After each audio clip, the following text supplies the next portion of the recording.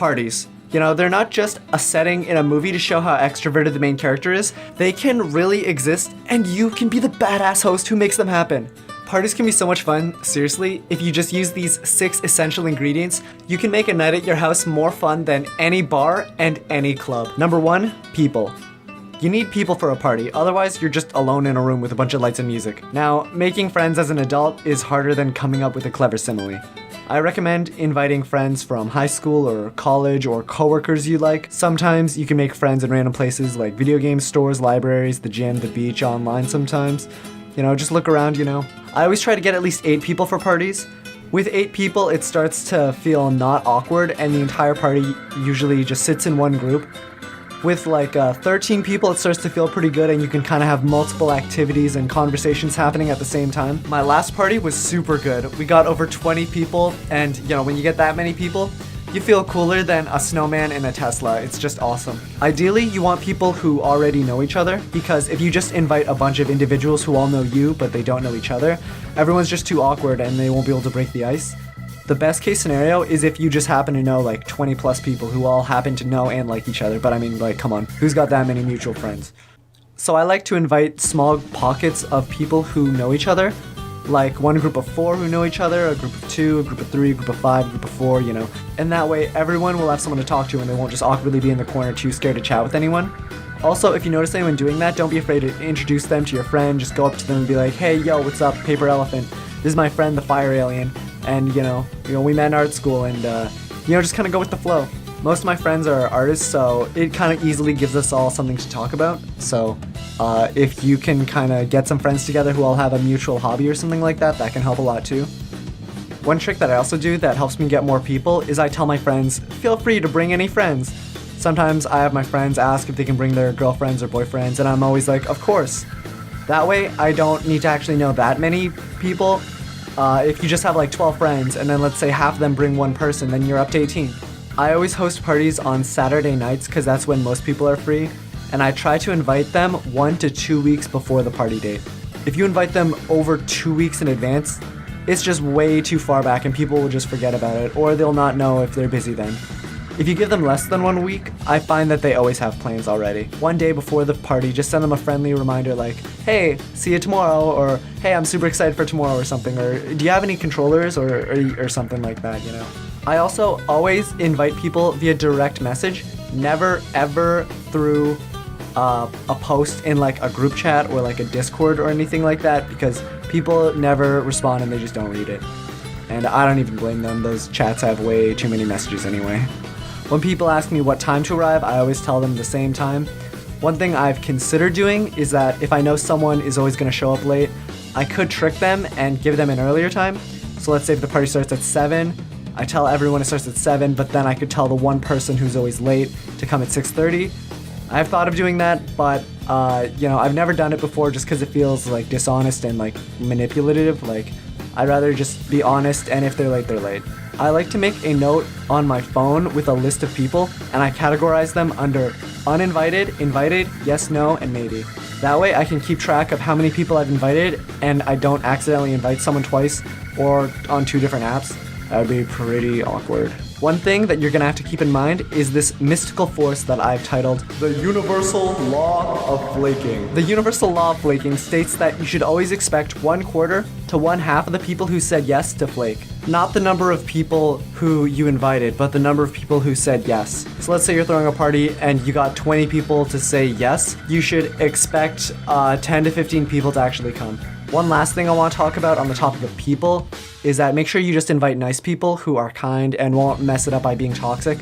Sometimes you meet people who pretend to be your friends, but you know, they're just manipulating you for money or other things.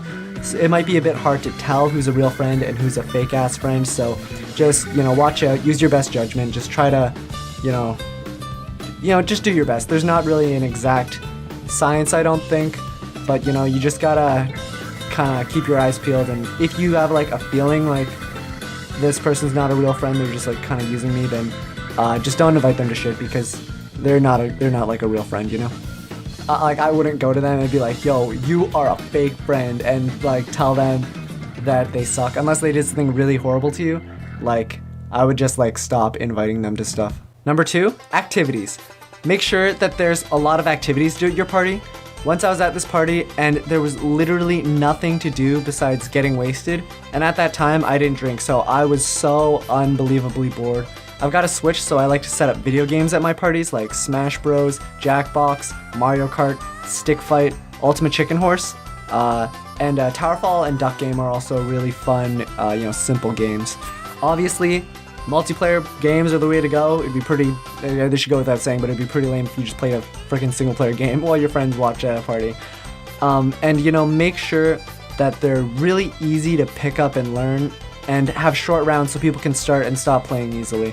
Don't do one with like a long story or requires too much concentration, and make sure to charge your controllers the night before. If you have time, maybe you could even test them out and make sure they're all connected and working. Remember to have fun, and don't be the guy who's obsessed over winning or just keeps talking about the score too much. Just try to have fun, focus on telling jokes or even talk about stuff that's not the game while you're playing it. I would recommend you don't try to play a movie at parties. I was once at this party with a movie playing and everyone got so bored, people didn't even want to watch. They just went out for a smoke or went to go do other stuff. If you want to play a movie, it better be a damn good movie, or maybe just like a really short one. I would recommend you stick with interactive activities. I'm a big fan of beer pong. It's, such a simple game. Everyone knows how to play it. It's so simple, a freaking caveman could play this game. Some people like to add rules, like you can block the ball sometimes. I just kind of think it overcomplicates the game, so I just kind of keep it simple. Throw ball in cup, get all cups, you win. And drink after each cup. Cup flip is another super fun, simple party game. You basically get two teams lined across the long side of a table. Each player is given one cup placed in front of them that's standing up. Your goal is to flip the cup and make sure it lands upside down. If you fail, you can put it back how it started and try again. You don't need to take turns with the enemy team. It's all in real time, so you just keep frantically flipping and trying to flip the cup, putting it back, flipping until you get it. Once successful, the person next to them flips theirs, like a relay race. And once everyone on your team has flipped their cup, your team wins. Karaoke can also be a huge hit at parties. I set up karaoke at my last party using 2 wireless microphones connected to a karaoke machine for the singer's audio. And then I have a smart TV connected to YouTube that played the karaoke songs. People would come to me and ask for a song, and I'd search it up, and then I ask them, is this it? And then when they say yes, I add it to the queue. I got a YouTube Premium free trial to make sure that there'd be no ads. One time I was at this karaoke bar, and there were ads playing in the bar between songs, and it kind of killed the atmosphere a bit. I remember thinking like, damn, does this bar not make enough money to pay $14 a month for the premium? Like, come on. The final game I'm going to tell you about is a real simple one. It's sort of like a dare game. All you need is a marker, a coin, and a blank piece of cardboard. So you lay the cardboard flat on the ground and you take turns flipping the coin onto the cardboard.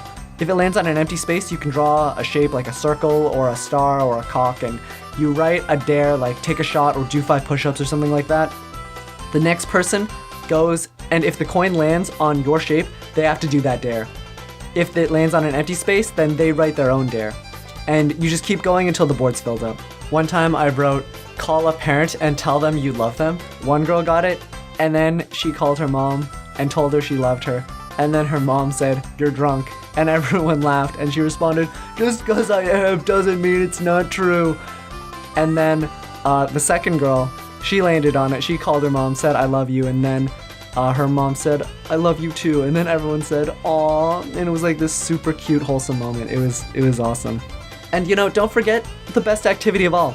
Just talking with your friends, Some of the most fun I've had at my parties was just talking with my friends about random stuff like art or technology or our routines or work or exercise or whatever, Don't be afraid to just put the games down a bit sometimes and just chat with your friends, just about whatever's on your mind, because, that can be just really, really fun, Number 3 is food and drinks. So this one's pretty simple. I just buy like 1 or 2 bags of chips, and sometimes people bring their own.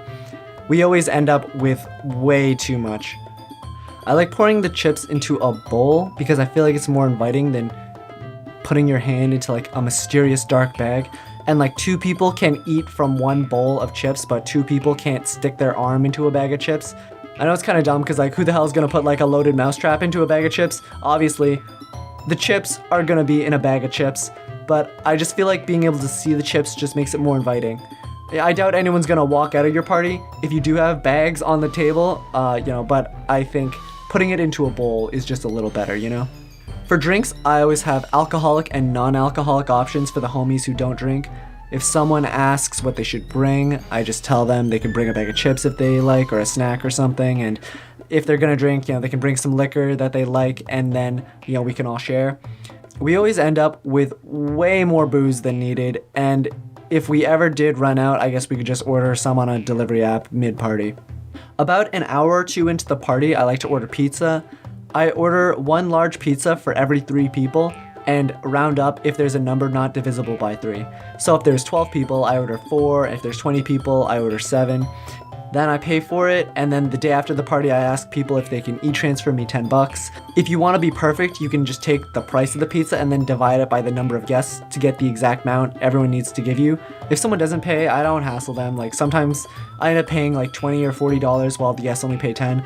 I don't mind paying a little bit more than the guests as long as I'm just like not paying over $150 on my own. And also, make sure to have a bottle opener. Number 4 is music. So I like to play kind of chill music that isn't too energetic, but not too boring either. The music that you play is really up to you. Just don't play anything that's like too depressing or too heavy. I like feel-good indie rock and pop music. I've got this 10-hour playlist that I curate with fun songs, and I try to have a good combination of like indie songs and like really famous songs. Make sure to play it from a speaker or a smart home. Don't play it from your phone. Because that's a bit lame. You might want to use your phone, so, just play from like a speaker or something like that. And, whatever app you're using, whether it's like, YouTube, Spotify, Apple Music, whatever, just make sure there's no ads, because ads will totally kill the vibe. So one super important thing about music is I like to always play it just a little bit below speaking volume. That way it'll kill any awkward silence, but, it's still audible and you can still, hear each other and talk to each other.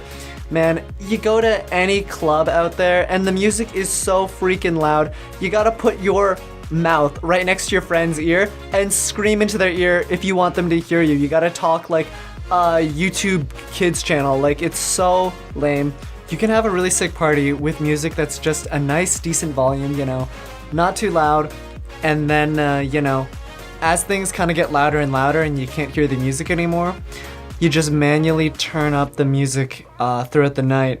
And then as things get quieter and people start leaving, you can just turn it back down to kind of match the vibe, Number 5, lights and decorations. So when I started throwing parties, lights were something I just completely overlooked. And at other people's parties, no one else had lights either. But I'm telling you, when a room goes from basic ass like white, yellow lights to like neon, blue, purple, red lights and maybe green, like wow, it makes like a world of difference. You can buy some LED strip lights for like $20 to $40. I tried finding ones that sync with the music, but I couldn't get any lights to work. What I wanted was my phone to play the music and then connect to a speaker, and then I also wanted the phone connected to the lights and have them change color and sync with the music from the phone. But all the strip lights I tried could only sync up with the audio from the phone's microphone, which is turbo lame and not at all what I wanted. So I just have the lights change back and forth from blue to red. At first I wanted to install some colored light bulbs, but they're a bit pricey. So I thought of a workaround. I bought some colored tinted pieces of plastic, and I just cut them into circle shapes and I tape them over the light bulbs. Now if you do this, make sure the bulbs are not touching the plastic or it will melt the plastic. When you fill your house with these red and blue, purple lights, it just transforms your house into this like fun, flashy, like club feeling space. I also screw in a few spinning disco light bulbs and it just adds a lot to the vibe. You can get really creative with your decorations and add balloons or streamers or whatever comes to mind. If it's a Halloween party, you could put up skeletons or jack-o'-lanterns or something. This year, I threw a party on Easter weekend, and I taped a bunch of eggs on the walls with these $10 Amazon gift cards with a message saying, "Great job finding this secret egg. There are 5 more. See if you can find them all. Don't bother checking every drawer. They're out in the open and on the ground floor. Happy Easter."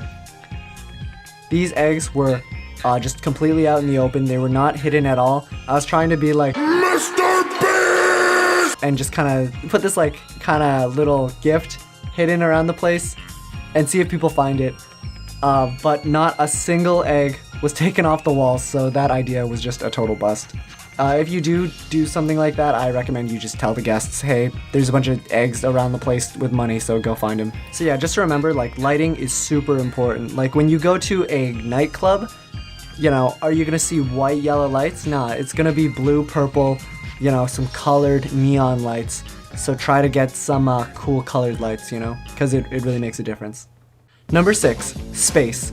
You need enough space to throw a party, so if you've only got a tiny apartment, it might be better to just invite a few friends over and just kind of do a small thing. You can also create more space by moving furniture around. I like to always make sure to place chairs and sofas along the walls so that no one is ever talking to someone behind them.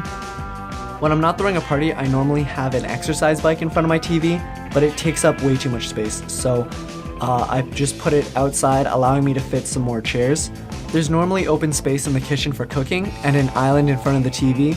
I move the island to the center of the kitchen and it creates this really nice social space where people can just kind of place food and drink on the table and chat. And it's right by the fridge, so people can just grab drinks, easy peasy. This should go without saying, but if you're gonna throw a party, you should clean up, you know, sweep the floor, toss out any trash lying around. If you have papers lying around, put them away in a drawer or something. Try to clear up the tables as much as possible. Make sure you have a mop nearby and place a few paper towel rolls strategically around the house because drinks will get spilled. Also, place a trash can. A fucking trash can. Also, place a trash can somewhere convenient. Put a spare roll of toilet paper somewhere obvious in the bathroom just in case someone needs a save. On the topic of space, you might have limited space outside your house too. So, you know, look at how many parking spots you have and, you know, ask your friends whether or not they're driving before they come and make sure to give clear instructions on where they can leave their car. If there's not enough space, try to organize people to carpool or try to find other methods of getting them over, like transit or Uber or something like that. And there you have it, folks. The 6 key ingredients to throwing the ultimate banger party. People, activities, food and drinks, music, lights and decorations, and space. When it's time to wrap things up, make sure to thank your pals for coming and ensure they get home safe. If this video is helpful, why not drop a like and, you know, have fun at your party. Peace!